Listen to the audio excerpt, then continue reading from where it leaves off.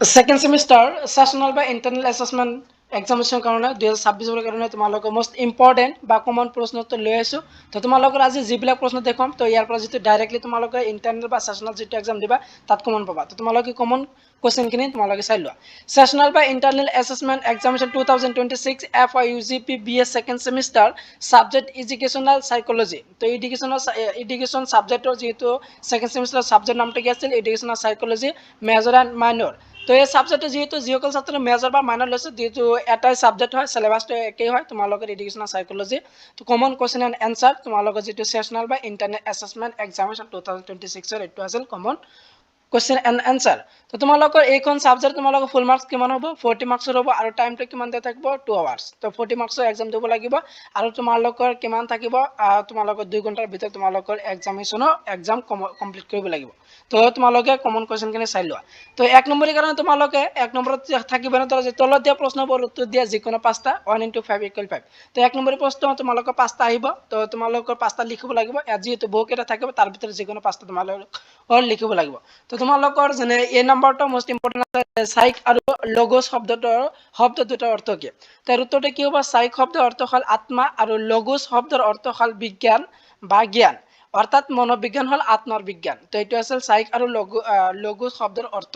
Most important আছে তোমালোকৰ sessional বা ইন্টাৰনাল এক্সামিনেশন কাৰণে এটো কিবা তাৰপিছত বি নম্বৰটো আছে শিক্ষা মনোবিজ্ঞানৰ এটা পদ্ধতি নাম লিখে আৰু উত্তৰটো কি হ'ব যে অন্তৰ্নিৰীক্ষণ পদ্ধতি অন্য পদ্ধতিসমূহ হল যে পৰ্যবেক্ষণ পদ্ধতি পৰীক্ষামূলক পদ্ধতি আদি আৰু সি নম্বৰটো দিয়া আছে যে সংযোগবাদ তথ্য পৃষ্ঠপোষক কোন আছিল তাৰ উত্তৰটো কি আমেৰিকান মনোবিজ্ঞানী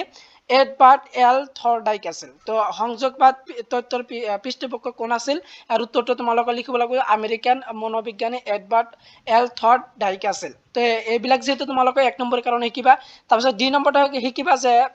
গেস্টেল শব্দটো কোন ভাষাৰ শব্দ আৰু উত্তৰটো হ'ব যে গেস্টেল শব্দটো এটা জাৰ্মান ভাষাৰ শব্দ ইয়াৰ অৰ্থ হ'ল সামগ্ৰিক ৰূপ বা আকৃতি তাৰপিছত ই নম্বৰটো যে মৌলিক অনুবন্ধনাবাদ তত্ত্ব কোনে দাঙি ধৰিছিল তাৰ উত্তৰটো কিবা ৰাছিয়াৰ শৰীৰৰ তত্ত্ববিদ ইভান পাভলোভ এ মৌলিক অনুবন্ধনবাদ কি কৰিছিল তত্ত্বটো দাঙি ধৰিছিল এক নম্বৰতে আছে তৎকালীন স্মৃতি কি আৰু উত্তৰটো হ'ব যি স্মৃতিৰ সহায়ত কোনো এটা উদ্দীপকৰ প্ৰতি কেই ছেকেণ্ড মানৰ বাবে সঁহাৰি জনোৱা হয় বা কম সময়ৰ বাবে মনত ৰখা হয় তাকে কি বুলি কোৱা হয় তৎকালীন স্মৃতি বুলি কোৱা হয় তাৰপিছত যি নম্বৰতে আছে যে স্মৃতি চাপ বুলিলে কি বুজা কোনো এটা বিষয় এবাৰ শিকি উঠাৰ পাছত সেই অভিজ্ঞতা যি হাজ বা দাগ আমাৰ মগজুত ৰৈ যায় তাকে মনোবিজ্ঞান ভাষাত স্মৃতি চাপ বুলি কোৱা হয় তো এক নম্বৰৰ কাৰণে তোমালোকৰ এইকেইটা দিয়া হৈছে তোমালোকে এক নম্বৰৰ কাৰণে যেহেতু সাতখন প্ৰশ্ন দিয়া আছে তোমালোকে এইবিলাক শিকিবা ইয়াৰ পৰা যেহেতু তোমালোক ডাইৰেক্টলি কমন পাবা তো এক নম্বৰত তোমালোক পাঁচটা আহিব তাৰপিছত আহা যে দুই নম্বৰ থাকিব যে চমুটকাৰ লিখা যিকোনো তিনিটা 5 * 3 = 15 তো পাঁচ নম্বৰ প্ৰশ্ন তোমালোকৰ যেহেতু দেখিবলৈ পাবা সেশনাল বা ইন্টাৰনাল এক্সামিনেশনত তো তোমালোকৰ পাঁচ নম্বৰ প্ৰশ্ন তিনিটা লিখিবলৈ আহিব টোটাল 15 মাৰ্কসৰ তো পাঁচ নম্বৰৰ কাৰণে এইবিলাক শিকিবা যে শিক্ষণৰ যোগাযোগ বা তথ্যটো ব্যাখ্যা কৰা মোস্ট ইম্পৰ্টেন্ট পাঁচ নম্বৰৰ কাৰণে কিবা তাৰপিছত বি নম্বৰটো দিয়া আছে যে শিক্ষা মনোবিজ্ঞানৰ পৰিসৰ আলোচনা কৰা তো শিক্ষা মনোবিজ্ঞানৰ পৰিসৰসমূহৰ আলোচনা কৰা এইটো আহিব পাৰে তোমালোকে এইটো কিবা তাৰপিছত সি নম্বৰটো স্মৃতিৰ উপাদানসমূহ বৰ্ণনা কৰা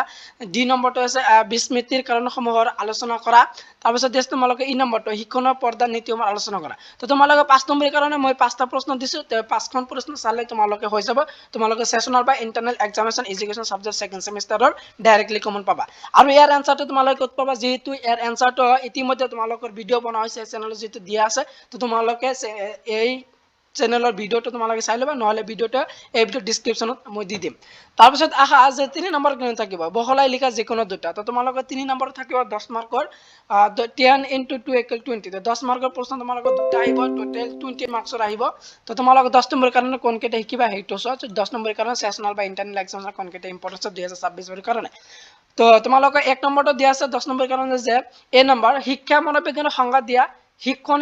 প্ৰক্ৰিয়াত শিক্ষা মনোবিজ্ঞানৰ কিয় প্ৰয়োজন আলোচনা কৰা ভেৰি ইম্পৰ্টেন্ট হয় তাৰপিছত বি নম্বৰটো আছে শিক্ষা মনোবিজ্ঞানৰ চাৰিটা পদ্ধতি আলোচনা কৰা সি নম্বৰটো আছে শিক্ষাৰ সামগ্ৰিক কথাবাদ তথ্যটি পৰীক্ষণ ব্যাখ্যা কৰা তাৰপিছত আছে তোমালোকৰ ডি নম্বৰটো যে উত্তম স্মৃতিৰ লক্ষণ বৰ্ণনা কৰা। তাৰপিছত ই নম্বৰটো ক্ৰিয়াত্মক অনুবন্ধনাবাদ তথ্যটো পৰীক্ষণসমূহ ব্যাখ্যা কৰা। তো এই 5খন তোমালোকৰ 10 নম্বৰৰ কাৰণে মই 5টা প্ৰশ্ন দিছো। তো এই 5 নম্বৰৰ ভিতৰত তোমালোকৰ কমন পাবা। তো তোমালোকে ইয়াৰ পৰা যিকোনো দুটা লিখিলেই হ'ল। তো তোমালোকে 10 নম্বৰৰ প্ৰশ্নৰ এনসাৰটো তোমালোকে চাই ল'বা, যেহেতু ইয়াৰ ভিডিঅ' বনোৱা আছে। তো তোমালোকে চেনেলৰ পৰা ভিডিঅ'টো চাই ল'বা। তো এইটো আছিল তোমালোকৰ কি সেশনাল বা অথবা ইন্টাৰনাল যেটো এক্সাম দিবা, যেহেতু তোমালোকৰ ম্যাক্সিমাম কলেজে যেহেতু এই মাহতে হ'ব তোমালোকৰ এক্সাম। তো তোমালোকৰ যেটো এডুকেশন সাবজেক্ট আছে, এডুকেশনাল সাইকোলজি মেজৰ বা মাইনৰ যেহেতু এটাই হয় তোমালোকৰ সাবজেক্ট। তো এই সাবজেক্টে তোমালোকৰ ইন্টাৰনাল বা সেশনাল এক্সাম 2026 ৰ কাৰণে কমন প্ৰশ্ন এইবিলাক আছে। তো 1 নম্বৰৰ কাৰণে তোমালোকৰ 5 মাৰ্কৰ আহিব। তাৰপিছত তোমালোকৰ 2 নম্বৰত থাকিব তোমালোকৰ 5 মাৰ্ক 3টা লিখিব লাগিব, আৰু তোমালোকৰ কি 3 নম্বৰত থাকিব 10 নম্বৰ প্ৰশ্ন 2টা লিখিব লাগিব। আৰু তোমালোকৰ 2 মাৰ্কছৰ আহিব পাৰে। তো তোমালোকে 2 মাৰ্কছৰ কোৱেশ্চন আনসাৰ চাই যাবা। তো তোমালোকে 2 মাৰ্কছৰ যেহেতু ইতিমধ্যে ভিডিঅ' বনোৱা আছে, তো তাৰ পৰা তোমালোকে 2 নম্বৰী চাই ল'বা। তো ভিডিঅ'টো ইমান আছিল, আৰু নেক্সট ভিডিঅ' তোমালোকৰ কোন বিষয়ৰ সেশনাল বা ইন্টাৰনেল এক্সামিনেশ্যনৰ ইম্পৰ্টেন্ট কোৱেশ্চন আনসাৰ লাগে তো মোক কমেন্ট কৰি জনাবা।